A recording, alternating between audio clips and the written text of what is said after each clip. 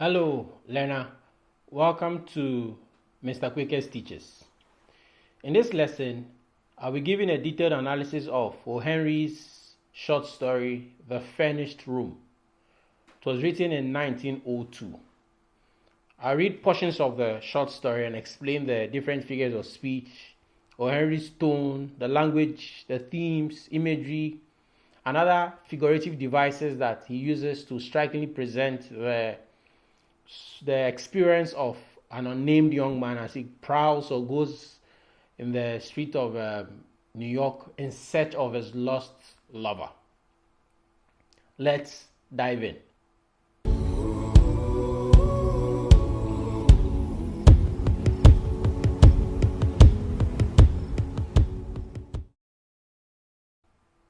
Let me begin by giving a brief note on O. Henry, the author. He was born on September 11th, 1862, and he died on June 5th, 1910. His real name is William Sidney Porter. He was an American writer of short stories. In this story, The Furnished Room, he tells the story of an unnamed young man who is searching for his lost lover in New York. So it's sort of like the events that happen over a few hours, and then the ultimate suicide or unliving of the unnamed young man. It's quite a sad short story. Now let's look at how he opens it. He does that by giving a general description of the setting. He says, and then also the people around there. He says, restless, shifting, fugacious as time itself is a certain vast bulk of the population. So we see that the story opens with a simile. Right. This is captivating. This is a very captivating description that highlights the ceaseless flow of the lives of the characters in the short story. We're told that, like time, they are never static, cannot be dependent on or predicted. It also highlights the non-committal nature of their lives. So we see words, for example, about 5 words. So the word restless, the word shifting, the word fugacious, and then the word flits, F-L-I-T, and then the last one is vagrant. All of these words, very powerful adjectives, reveal to the reader that these people that O. Henry is speaking about, or the narrative voice is speaking about, are people that are constantly on the move. Then we also see the blend of paradox and hyperbole. In the quotes, homeless, they have 100 homes. So tells us that their existence is both paradoxical and hyperbolic as well. Although they have no permanent abodes or houses where they live, they have ready places to lodge for short stays. So they are never truly homeless. So you can't really describe these people as homeless because they have 100 homes. So they move from one house to the other. Then we also see the use of repetition as well in the introductory paragraph. This is important because if they give you the introductory paragraph, maybe in an essay format as a passage-based question, you should be able to identify these key points and then write about it in multiple paragraphs. So the repetition is seen in the repetition of the word furnished room. And remember, that's the title of the short story. So the word furnished room is repeated twice to emphasize the lack of property of those who the narrator describes as, quote, the bulk of the population. The repetition of home shows that the word has been corrupted. You see, so home, sweet home. So the word has been corrupted. It no longer has its proper meaning. So the characters have given it a new meaning. Home also highlights that they make themselves very comfy. So these transients, we're going to look at that. These transients make themselves comfy no matter where they find themselves. The repetition of the word transient, we see that there when it says transient forever, transient in abode, transient in heart. So the word transient is repeated multiple times in introductory paragraph. So before the mention of the word forever, emphasizes that nothing can be done to persuade or dissuade the subjects of the narration to change their way of life. So think of them like as nomads, but not nomads in the true sense of the word. These are like modern nomads, kind of. So it emphasizes that nothing can be done to persuade or dissuade the subjects of the narration to change their way of life. Transient in abode highlights the impermanence of their place of living, while transient in heart and mind tells that They are uncommitted in any relationship that they find themselves. So not only are they transient in where they live, but then they are also transient in their hearts.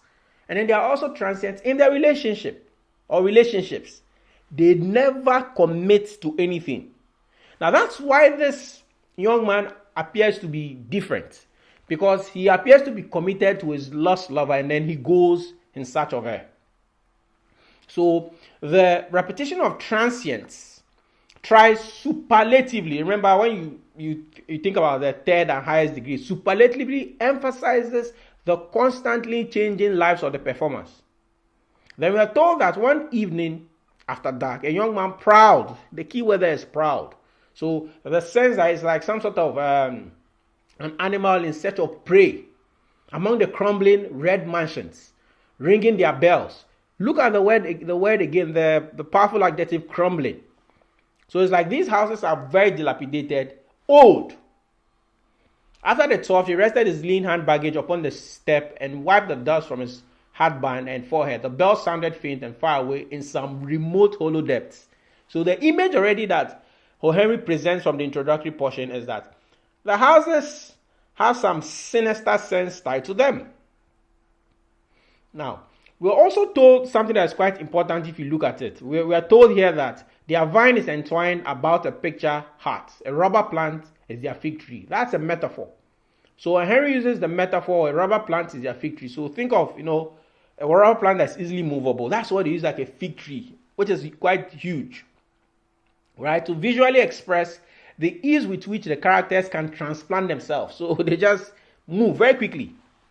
They are not rooted to any place and can easily find poor alternatives to the necessities of life. So they are constantly moving. The fig tree, which is used both for covering as a shelter, it's very leafy, and food here, has been replaced by a lifeless rubber plant, which can provide neither. So it cannot provide cover, it cannot provide food, but for them, it's good enough. The description of the housekeeper as unwholesome, surfeited worm shows that she exudes villainy. She's like a villain and evil, so she cannot be trusted. So we are told that she's at the 12th door, and then to the 12th door, when he rung it, the housekeeper who made him think of an unwholesome, surfeited one. Remember, we are told that the house some remote hollow depth, but the housekeeper appearance make her look like a surfeited worm. So somebody that wants to suck the very life out of you. So had he eaten its nut to a hollow shell and now sought to fill the vacancy with edible lodgers. So this is quite powerful. So the accommodation is presented as a place that wants to eat people alive. And the person who provides them food is the housekeeper. He asked if there was a room to let. Now, observe something as well in the introductory portions of the short story. We do not hear directly from the young man. So it's a narrative voice that tells us what he does. Later on, we're going to see the dialogue between him and the housekeeper. So in the introductory portions, we see the young man is in search of board, and then the houses are also crumbling. So have that image in mind, right? Now in the fourth paragraph, the housekeeper is described. And then the omniscient narrator does this because he can read the young man's mind, right? We are told that he asked if there was room. So he's reporting to the reader what is happening. Come in, said the housekeeper. A voice came from her throat. So we see here that she's not somebody that is true to form. There's something deceptive about her. I have a third floor back, vacant since last week back. Should you wish to see it? And we're told that the young man followed her up the stairs. Now, the next thing that we see is the description of the setting, the interior of the house. Remember, we're told that the houses are all crumbling red mansions, but then the interior of the house is even worse. Now, let me look at the notes. Let me read out the notes I made about the interior of the house. This is really important because you can be given the passage-based question with the description of the interior of the house and asked, how does O. Henry strikingly present the interior of the house in the furnished room? So you should be able to look at the words. So O. Henry's description of the house evokes a sense of foreboding and ominousness. So there's something ominous about the setting, something bad. Its use of words like faint light introduces a sense of otherworldliness, lack of light, or the preeminence of darkness. So there is a lot of darkness in the house. The phrase "from no particular source" reveals that aspects of the house cannot be logically explained. So there are portions where there are lights, or you can see faint light, but you can't explain the source of the light. Noiselessly suggests that the noiselessly is used to describe how the housekeeper and the young man, travel or climb up. They trod noiselessly up the stair carpet, that its own loom would have forsworn. So they were making no noise. And the fact that they said that its own loom could have forsworn, it tells you that the carpet was very old. Noiselessly suggests that the housekeeper and the protagonist knowingly decided not to disturb the setting as they walked. Shadows of the hall suggests the presence of multiple unexplained and unseen beings. So there were shadows in the hall. There are no people, but then there are shadows. So multiple unexplained and unseen beings. Foul and tainted air provides olfactory imagery. So not only does O. Henry provide visual imagery of the setting, he also provides olfactory imagery of the setting. Now that's really important, because later on, when the young man begins to interact with his room, it's going to be strikingly presented by O. Henry with the use of olfactory imagery, the smell of how his lover smelled. We're going to get there and then I'll explain that point. Now we're told here that shadows of the hall suggest the presence of multiple unexplained and unseen beings. Foul and tainted air provides olfactory imagery of the putrid smell of the setting. O. Henry also strikingly presents the dilapidated nature or disrepair of the house, with his use of, quote, a stair carpet that its own loom would have forsworn. So the loom with which the carpet was made, when it sees the present condition of the carpet, would have been like, no, I didn't make this, because it looks very, it's destroyed. It's old and dirty. So this is like the sense that Henry wants to present. And we're told that, and degenerated in that rank in his description of the house. So the house, the interior of the house, is very, like it's old. And it's in total disrepair. And there are patterns or organic matter inside of it that does not fit, where someone should live. The sense of foreboding and ominousness in the setting is again reinforced by the use of sunless air. So there's no sun coming in. Sunless air, that is, however, able to produce lush lichens. So think of spirogyra, right? Or spreading moss that grew in patches to the staircase and were viscid under the foot like organic matter. So that's how the house looks like. Green, spirogyra all over the place. This suggests that something other than the sun is providing vitality, that is allowing the spirogyra or lichen to grow, right? Because we are told that it grew richly or lush. When something is lush, it's very rich and green on the sunless interior. The conclusion of the paragraph with imps, that's how he ends. It says, it may be that the statues of the saints are still there, but it's not difficult to conceive that imps and devils had dragged them forth in the darkness down to the unholy depth of some furnished pit below. So the house is full of unseen forces like imps and devil that are able to do wickedness. So the description, imps and devils had dragged them forth in the darkness and down to the unholy depths of some furnished pit below, suggests that the setting is inherently violent and ill-omened. Also, O. Henry's language towards the housekeeper suggests that he sees her as someone deceitful. Remember, we are told initially that she spoke from her throat. Now he says, this is the room, said the housekeeper, from her fairy throat. So, on Henry, he describes a manner of speech thus, quote, her throat seemed lined with fur. And then before describing her throat as fairy. This suggests that she likes to exaggerate, lie, and has a sweet mouth. This makes the reader not believe her even though she names several previous tenants. So we're going to see that she begins to name, she talks about the people who have lived there. Right? She talks about them. So she says, for example, that Sproul and Monet kept it 3 months. They done a vaudeville sketch. Miss Beretta Sprouse, you may have heard of her. Oh, and was just the stage names, right? The over the dresser is where the marriage certificate. So she's trying to create the impression that people have lived in this room. Remember, she wants to rent out the room to the young man, but then she wants to make it seem like people have been in the room, and it's a very well-liked room. And she also talks about the marriage certificate, which gives a sense of respectability to the room. So even though she mentions previous tenants, she's not somebody that the reader immediately believes. Now, the very first thing we hear, from the young man is the question, do you have any theoretical people rooming here? Asked the young man. So the very first question that he asked is a question that has to do with the tenantry, the people who have lived there before. And she says, they comes and goes. A good proportion of my lodgers is connected with the theater. Yes, sir. This is a theatrical district. After people never stay long anywhere, I get my share. Yes, they comes and goes. Now let's look at the literary devices that is used by O. Henry around this point. So O. Henry uses dialogue. So we see the dialogue, even though there is injection of narrative description by the narrative voice, we see the dialogue between the two characters, the housekeeper. So she speaks from this point of the entire paragraph, this entire paragraph that begins with "this is the room," and then it never stays idle long. And then the young man asks, do you have any theoretical people rooming here?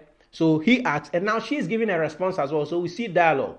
Now the usefulness of the dialogue is that it allows the reader to hear verbatim or word for word, the words of the characters, how they speak to each other, their exact words. So it's not just narration now. Then it also reveals the manner of speech of the housekeeper, which suggests that she is uneducated because she says they comes and goes. Not only that, she repeats it. Now, another important information that we receive, or the reader gets from the dialogue, is that the characters are speaking with Victorian English. This is not modern English. So this reveals to us that the story is not written, it was written more than 100 years ago.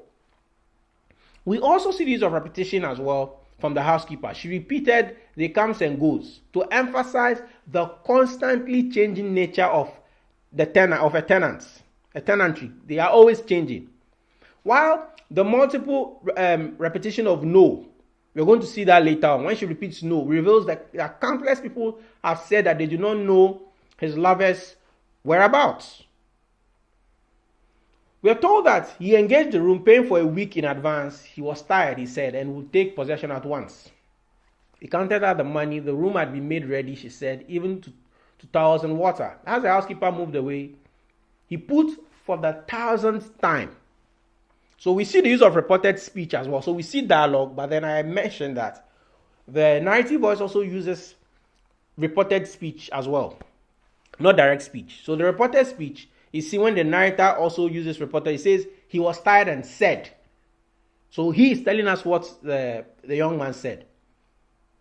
So to reveal a few of the actions that was taken by the young man. This makes the young man a bit elusive to the reader. So around this point, we've not really seen him fully, because he's been constantly reported, his actions are being constantly reported to the reader by the narrative voice. Then we see the use of hyperbole as well for the 1,000th time. So in O'Henry's mind, he wants us to know, this is a question that the young man has asked a lot of people. Because we are told that as the housekeeper moved away, he put for the 1,000th time the question that he carried at the end of his tongue. So that's an hyperbole for the 1,000th time. The hyperbole strikingly presents the numberless times that the young man has asked people for or about the whereabouts of his lover. Also, the expression, the question he carried at the end of his tongue, shows that the whereabouts of his lover was the first thing that he usually asked about. So he's gone around, New York, asking questions, asking or seeking in search of his lost lover. Then we're told a name. So a young girl, Miss Vashna, Miss Elias Vashna. Do you remember such a one among your lodgers? Should be singing on the stage, most likely a fair girl of medium height and slender with reddish gold hair and a dark mole near a left eyebrow. And this is important. The dark mole is really important because towards the end of the short story, we realize that the housekeeper has in fact given accommodation to the young lady. So the name of the love interest of the protagonist is Miss Eloise Vashna. He describes her as a fair girl of medium height and slender with reddish gold hair and dark mole near her left eyebrow. The description of Miss Vashna as fair. Fair is not only about the color, suggests that she was very beautiful. The other details of her description provides vivid visual imagery of her appearance, especially her distinct dark mole. So we're told that a dark mole near a left eyebrow. So it was on the left side of her eyebrow. So I've talked about the use of repetition, the comes and the goes, and then the no. So that's like something that the young man has constantly heard. No, always no.